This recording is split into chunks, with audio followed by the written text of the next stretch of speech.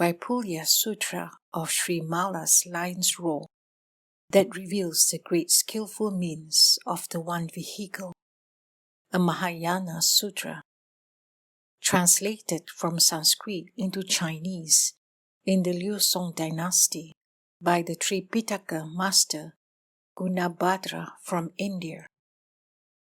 Homage to all past, future, and present Buddhas, Bodhisattvas, Pachika Buddhas, and Shravakas. Verse for opening a sutra.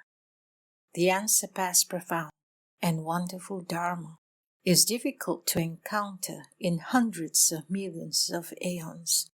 I now see and hear it, receive and uphold it, and I vow to fathom the Tathagata's true meaning. Chapter 5. The One Vehicle. The Buddha told Śrīmālā, "You now should further expound the meaning of accepting the true Dharma as expounded by all Buddhas." Śrīmālā said to the Buddha, "Very good, well-honored one. I gladly obey your command. Accepting the true Dharma is accepting the Mahayana." Then she said to the Buddha, "Well-honored one, accepting the true Dharma is accepting the Mahayana. Why? Because the Mahayana brings forth all voice-hearers, Pachika Buddhas, and worldly and supra-worldly good dharmas." Well-honored one, as Lake Anavatapta issues 8 great rivers, likewise the Mahayana brings forth all voice-hearers, Pachika Buddhas, and worldly and supra-worldly good dharmas. Well-honored one, as all seeds depend on the ground to grow, likewise all voice-hearers, Pachika Buddhas, and worldly and supra-worldly good dharmas depend on the Mahayana to grow. Therefore, well-honored one, abiding in and accepting the Mahayana are abiding in and accepting the two vehicles and all worldly and supra-worldly good dharmas. Well-honored one, you have expounded 6 things. What are these 6? They are: 1. Abiding of the true Dharma. 2. End of the true Dharma.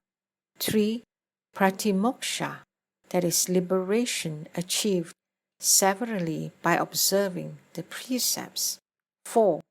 The Vinaya. 5. Renouncing family life to take the spiritual path. And 6. Accepting the complete monastic precepts. To expound the Mahayana, you have expounded these 6 things. To expound the Mahayana, you have expounded the abiding of the true Dharma, because the abiding of the Mahayana is the abiding of the true Dharma. To expound the Mahayana, you have expounded the end of the true Dharma, because the end of the Mahayana is the end of the true Dharma. Pratimoksha and the Vinaya have the same meaning, but have different names. The Vinaya is Mahayana teachings. Why? Because one relies on the Buddha to renounce family life and accept the complete monastic precepts. Therefore, Mahayana precepts encompass the Vinaya, renouncing family life and accepting the complete monastic precepts.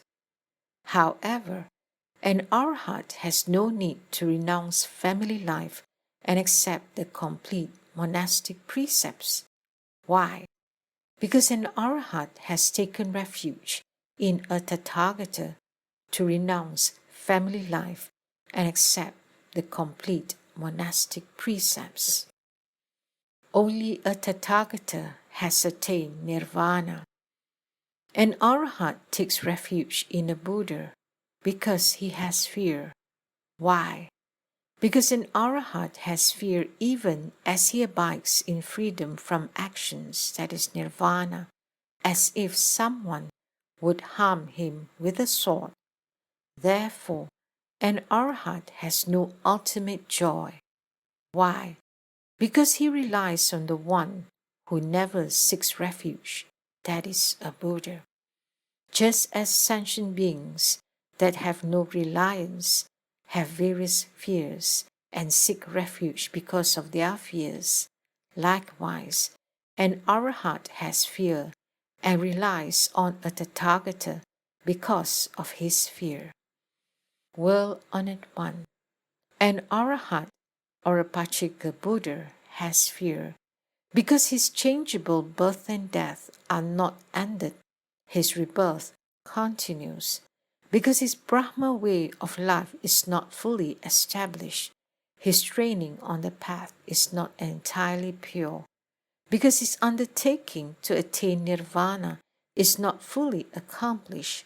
He still has something to do to end his suffering because he has not fully crossed the ocean of birth and death. He still has something, his changeable birth and death, to end. Because he has not ended certain afflictions, he is still far from the realm of nirvana. Only a Tathagata, Arhat, Samyak Sambuddha has attained nirvana because he has acquired all merits, while an Arhat or a Pachika Buddha has not acquired all merits. Saying that he has attained nirvana is a Buddha's skillful means of expression. Only a Tathagata, Arhat, Samyak Sambuddha has attained nirvana because he has acquired immeasurable merits, while an Arhat or a Pachika Buddha has acquired measurable merits. Saying that he has attained nirvana is a Buddha's skillful means of expression. Only a Tathagata, Arhat, Samyak Sambuddha has attained nirvana because he has acquired inconceivable merits, while an Arhat or a Pachika Buddha has acquired conceivable merits. Saying that he has attained nirvana is a Buddha's skillful means of expression. Only a Tathagata, Arhat, Samyak Sambuddha has attained nirvana because he has removed all faults that should be removed and has achieved the foremost purity, while an Arhat or a Pachika Buddha has remaining faults and has not achieved the foremost purity. Saying that he has attained nirvana is a Buddhist skillful means of expression. Only a Tathagata, Arhat, Samyak Sambuddha has attained nirvana and is revered by all sentient beings, and his state surpasses that of any Arhat, Pachika Buddha, or Bodhisattva. Therefore, an Arhat or Pachika Buddha is still far from the realm of nirvana. Saying that an Arhat or a Pachika Buddha observes his level of liberation, acquires the four kinds of wisdom knowledge, and arrives at the reviving rest place is also a Tathagata's skillful means of expression, which has something remaining unsaid and is not definitive. The two kinds of birth and death. Why?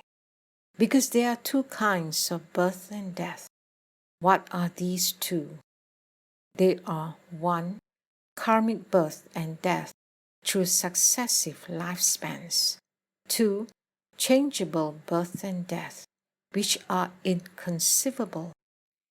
An ordinary being undergoes karmic birth and death.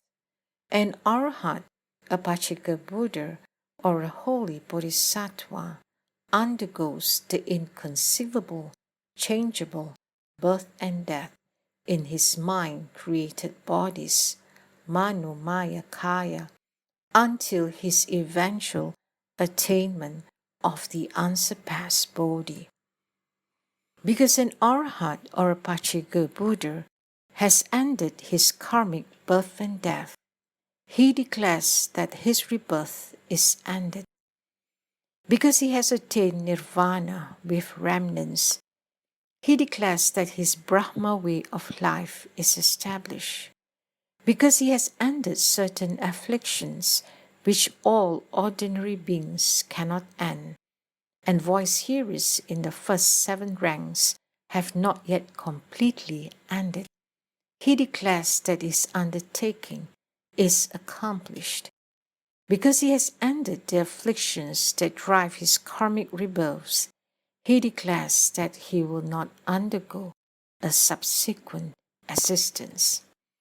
However, although he declares that he will not undergo a subsequent existence, he has ended neither all afflictions nor all rebirths. Why? Because there are certain afflictions that an Arhat or a Pachika Buddha cannot end. The ground-abiding afflictions and their ensuing afflictions. There are 2 kinds of afflictions. What are these 2? They are 1. The ground-abiding afflictions, and 2. Their ensuing afflictions. There are 4 kinds of ground-abiding afflictions. What are these 4? They are 1. Ground-abiding views. 2. Ground-abiding love of desire. 3. Ground-abiding love of form. And 4. Ground-abiding love of existence. From these 4 kinds of ground-abiding afflictions ensue all afflictions, which respond to one's mind from moment to moment. Underlying these 4 kinds of ground-abiding afflictions is ground-abiding ignorance, avidya vasa bhumi, without a beginning, the root of afflictions which does not respond to one's mind. Well-honored one, the power of these 4 kinds of ground-abiding afflictions is the relied upon seed for all ensuing afflictions to grow. However, it cannot compare with the power of ground-abiding ignorance by any measure or analogy. Indeed, well-honored one, ground-abiding ignorance is far more powerful than the 4 ground-abiding afflictions. As an analogy, the appearance, strength, lifespan, retinue, accoutrements, and transcendental powers of the celestial Mara king Papiyan surpass those of gods in Paranirmita Vashavartin heaven, the 6th desire heaven. Likewise, the power of ground-abiding ignorance surpasses that of the 4 ground-abiding afflictions. Ensuing afflictions, as numerous as the sands of the Ganges, depend on ground-abiding ignorance to arise, and it enables the 4 ground-abiding afflictions to abide for a long time. The wisdom of an Arhat or a Pachika Buddha cannot end it. Only a Tathagata's Bodhi wisdom can end it. Indeed, well-honored one, ground-abiding ignorance is the strongest. Well-honored one, through grasping as the condition and affliction-driven karmas as the cause, an ordinary being transmigrates in different karmic bodies in the 3 realms of existence. Likewise, through ground-abiding ignorance as the condition and affliction-free karmas as the cause, and Arhats, Apachika Buddhas, or a holy bodhisattva's 3 kinds of mind-created body appear. His affliction-free karmas and 3 kinds of mind-created body depend on his ground-abiding ignorance to arise, not without conditions. Indeed, well-honored one, his ground-abiding ignorance is the condition for his affliction-free karmas and 3 kinds of mind-created body to arise. Only a Tathagata can end his ground-abiding ignorance. Indeed, well-honored one, the 4 ground-abiding afflictions and affliction-driven karmas are different from ground-abiding ignorance. Because ground-abiding ignorance is apart from the 4 ground-abiding afflictions, it can be ended only on the Buddha ground by a Buddhist Bodhi wisdom. Why? Because an Arahat or a Pachika Buddha has ended his 4 kinds of ground-abiding afflictions, but has not completely ended all his afflictions, has not acquired the power to end them, and has not attained nirvana. That his afflictions are not completely ended means that his ground-abiding ignorance remains. Well-honored one, because an Arahat, a Pachika Buddha, or a holy Bodhisattva, in his final body, which is for attaining Buddhahood, is still hindered by his ground-abiding ignorance, he does not clearly know or see the truth of various dharmas. Because he does not clearly know or see it, he cannot completely end what should be ended. Therefore, he achieves liberation with remaining faults, not liberation free from all faults. He achieves purity with remnants, not total purity. He acquires merits with remnants, not all merits. Because he achieves liberation with remnants, achieves purity with remnants, and acquires merits with remnants, his knowledge of suffering has remnants, is incomplete. The end of his accumulation of afflictions has remnants. The cessation of his suffering upon attaining nirvana has remnants, and the completion of his training on the path has remnants. Therefore, he attains lesser nirvana, called toward the realm of nirvana. If one knows all suffering, ends all one's accumulations of afflictions, ends all one's suffering upon attaining nirvana, and completes one's training on all paths, one will attain the ever-abiding nirvana in a world plagued by destruction through impermanence and by the disease of impermanence, and become the protection and refuge for a world without protection and refuge. Why? Because one attains nirvana when one sees that dharmas are equal in their emptiness, neither good nor bad. Wisdom is equal in all. Liberation is equal for all. Purity is equal in all. Therefore, nirvana has one flavor, the same flavor called the liberation flavor.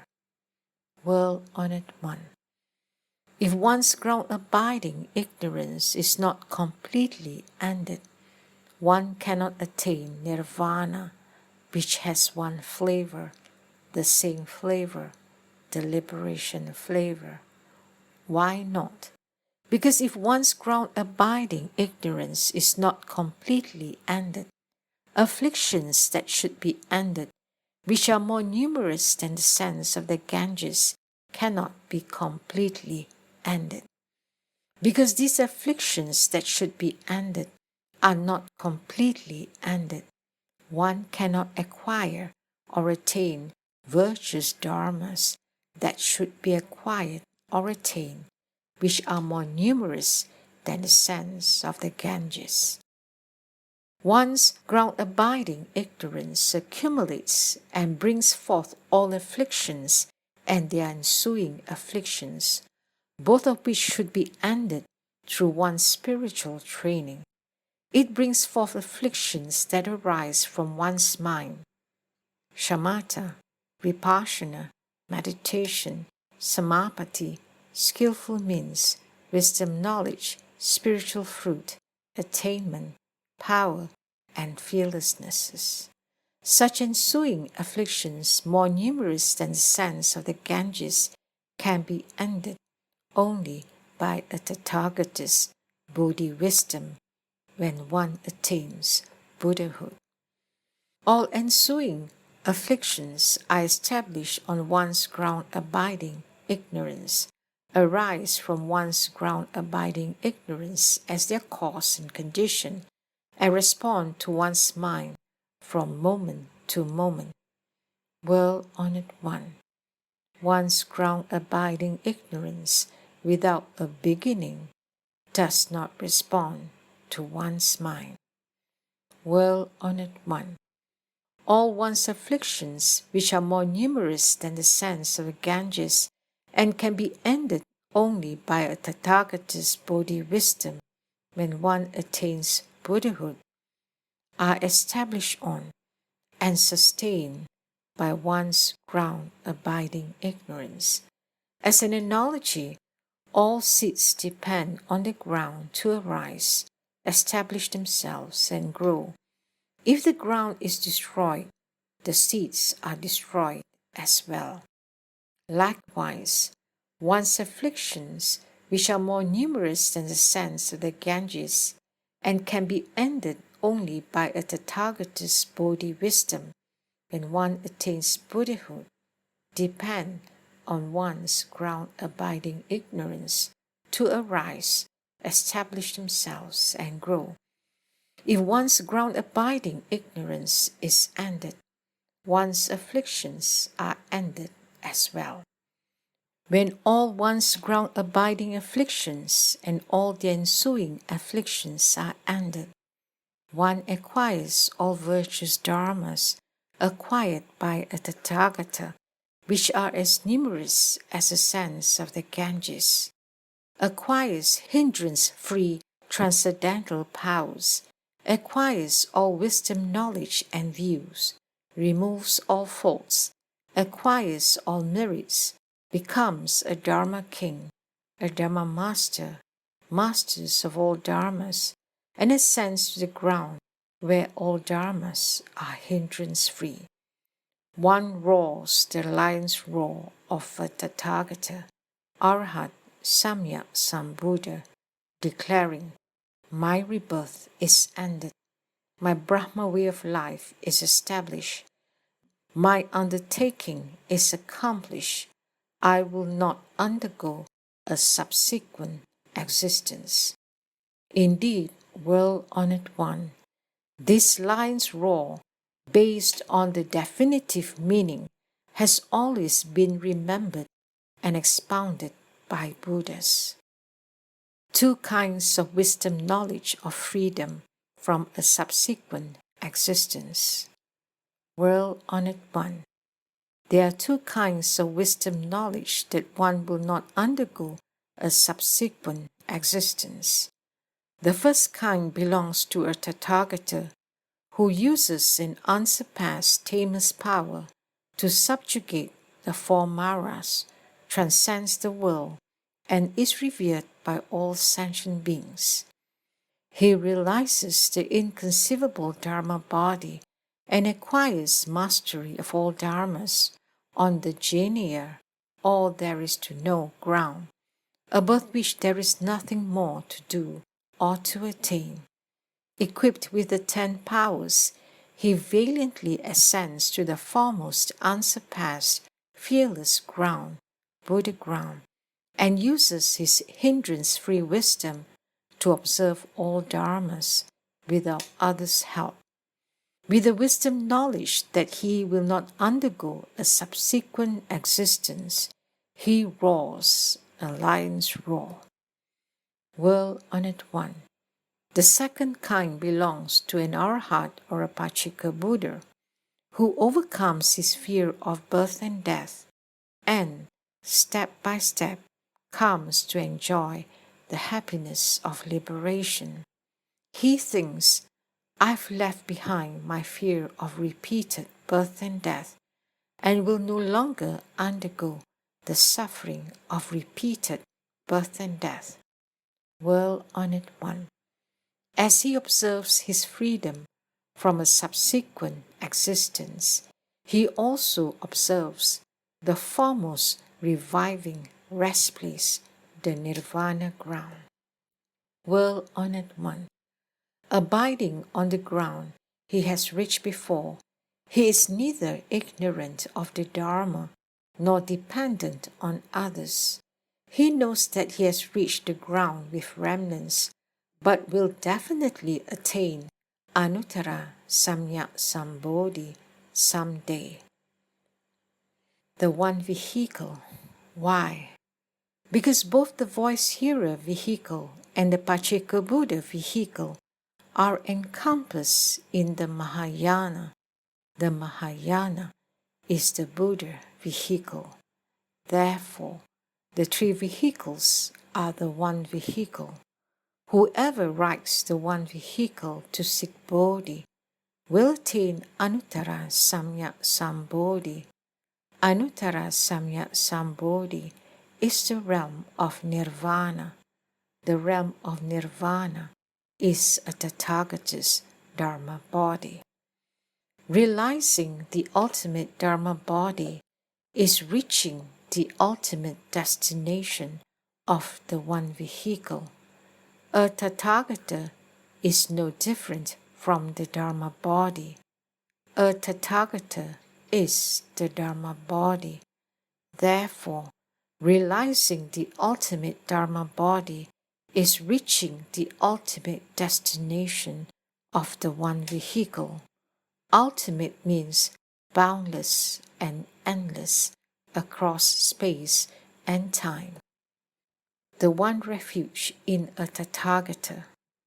World-honored one, the abiding of a Tathagata has no time limit, because a Tathagata, Arhat, Samyak Sambuddha abides throughout the endless future. As a Tathagata's abiding has no limit, so too his compassion for the world has no limit. His limitless great compassion limitlessly comforts the world. These words are a good description of a Tathagata. If someone says that a Tathagata is the endless Dharma, the ever-abiding Dharma, and the refuge for the whole world, his words are also a good description of a Tathagata. Therefore, for a world that has not been delivered and has no refuge, the one who serves as its endless, ever-abiding, and ultimate refuge throughout the endless future is a Tathagata, Arhat, Samyak Sambuddha. The Dharma is the path of the one vehicle. The Sangha is the multitude that rides the three vehicles. The two refuges, the Dharma and the Sangha, are not the ultimate refuge. They are called the lesser refuge. Why? Because the Dharma, which is the path of the one vehicle, leads to realization of the ultimate Dharma body, which does not address the Dharma affairs of the one vehicle when one was riding it. And the Sangha, which is a multitude that rides the three vehicles, has fear, takes refuge in the Tathagata to seek liberation, and trains and learns to attain Anuttara Samyak Sambodhi. Therefore, these two refuges are not ultimate refuge, but a limited refuge. Suppose that a sentient being tamed by a Tathagata takes refuge in him and tastes the Dharma flavor. Faith and delight arising in his mind, he takes refuge in the Dharma and the Sangha. His two refuges are not merely these two refuges, but the refuge in a Tathagata. Taking refuge in the highest sense, Paramatta, is taking refuge in a Tathagata. The two refuges in the highest sense are the ultimate refuge in a Tathagata. Why? Because a Tathagata is no different from the two refuges. The refuge in a Tathagata is the three refuges. How is the path of the one vehicle revealed? A Tathagata who has acquired the four fearlessnesses reveals it in a lion's roar. If a Tathagata gives provisional teachings by skillful means, according to sentient beings' desire, they are, in essence, Mahayana teachings. There are no three vehicles because they are encompassed in the one vehicle. The one vehicle is the vehicle in the highest sense.